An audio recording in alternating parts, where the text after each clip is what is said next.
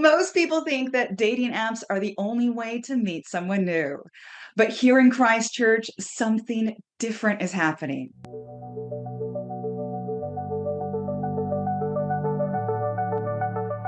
The thought of going to a singles event can be terrifying.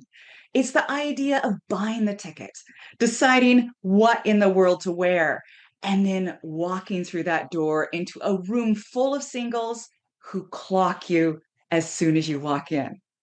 And in your worst nightmare, they're all gorgeous and confident and chatting with ease while you stand out like a sore thumb. So, why do that to yourself when you can just sit on the sofa in your pajamas and scroll the apps? Well, there is a reason Christchurch singles are taking the risk.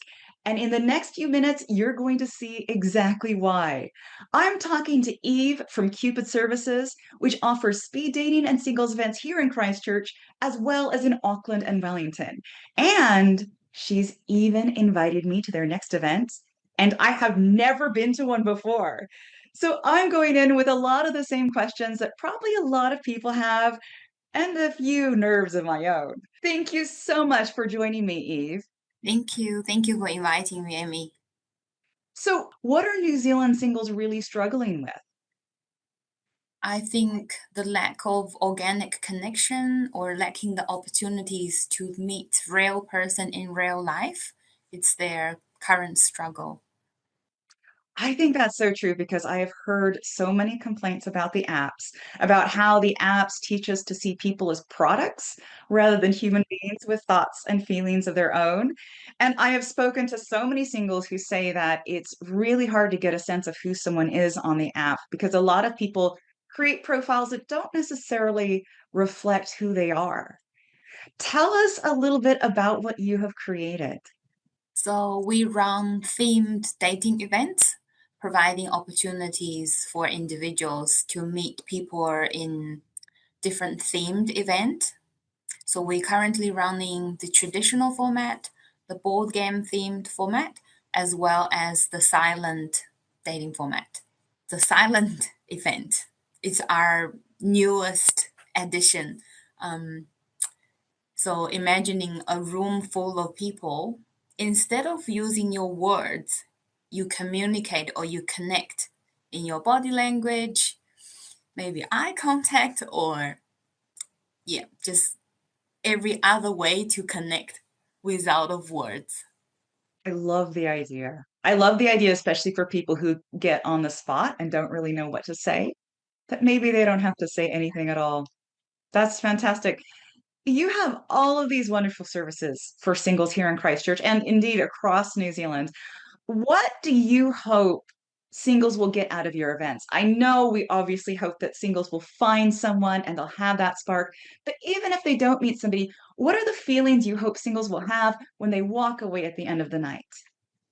I want them to feel that they made some genuine connection, not just with somebody that they have a spark with, but just like they have the opportunity to actually talk to someone in person, making that genuine connection. And at each of the at the end of each round in our traditional format, we do gratitude note.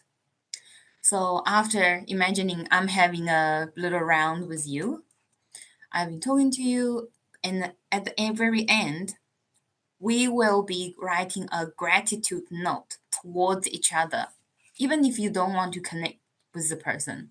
So I want them to feel fulfilled when they're leaving the event or after they got home, opening the envelope with a bunch of gratitude notes, and then feeling that, hey, I have been appreciating the person that I've been spending 5 minutes with, and I also received appreciation from them.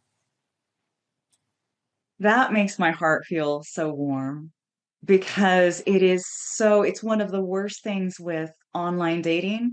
You meet a person, they don't want to meet up with you. You never know why. You wonder, we had such a good conversation, we had a good connection. Now they don't want to talk to me anymore. What was it about me that put me off?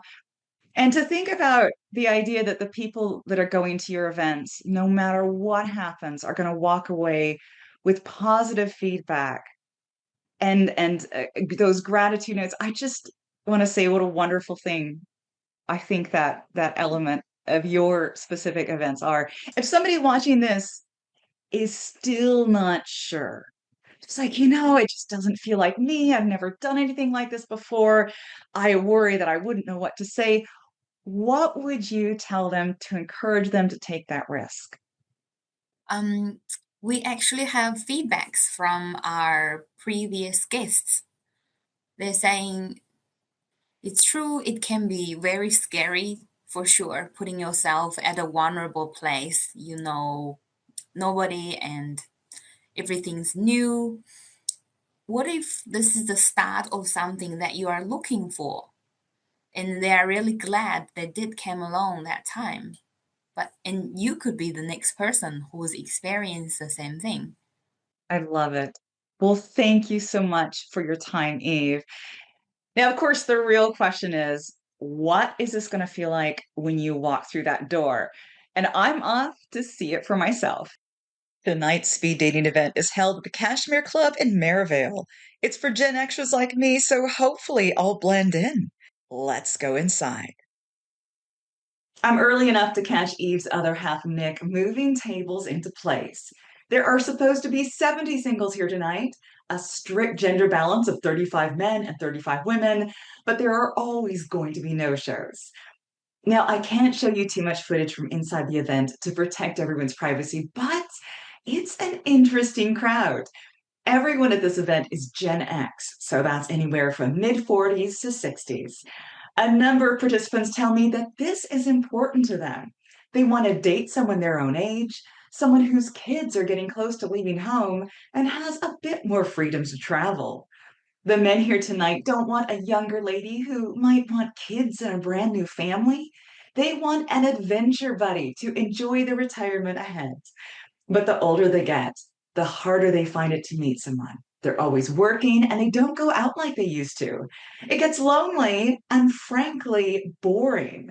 So they are here tonight in the hope of finding someone serious. I sneak in a quick chat with Cupid Services co founder Nick, and I discover that he's got even more exciting ideas for new events up his sleeve. Following on the success of their silent speed dating event, he's thinking of trying blind speed dating. Would you tie on a blindfold for love? A few intrepid singles arrive early and they wander back into the bar for some liquid courage. Now, every single here tonight gets a free drinks voucher, and I think they need it. It feels, according to one man, like a school disco. Now, after checking in, the guys gather together in small groups, sipping their drinks and watching the ladies. Now, the ladies are chatty and in good form tonight. Some of them are here because, quote, it's better than being at home. Others are just enjoying a night out with friends doing something different. Now, for most of the participants here tonight, it is their first time. They are excited to meet people, but they are realistic too. Everyone I speak to here tonight has been burned on the apps. They share horror stories of fake profiles, bots, scams, paying large sums of money up front, only to find there are no matches in their area. Now, as the event gets underway, with the men rotating around the room and chatting at each lady's station for 5 minutes, some of them are laughing and having the time of their life, but others are smiling painfully and enduring conversation. Now, I speak to a few of these women, and it turns out that not everyone is here willingly. One lovely lady was dragged by her friends. She's quite happy living on her own, and she's not sure she wants a man in her life. Now, by the break, it is clear that this event is going swimmingly for singles who enjoy connection, but for those who aren't sure they want to be here, or for those who find small talk stressful, it's not the meet cute they may have been hoping for. Lesson: there is no point in showing up unless you bring a positive attitude with you, because if you expect to have fun, you will. So, what did I learn from my speed dating experience? Well, I learned that there are lots of singles in Christchurch who want something different, who want to meet people in person, who want something real.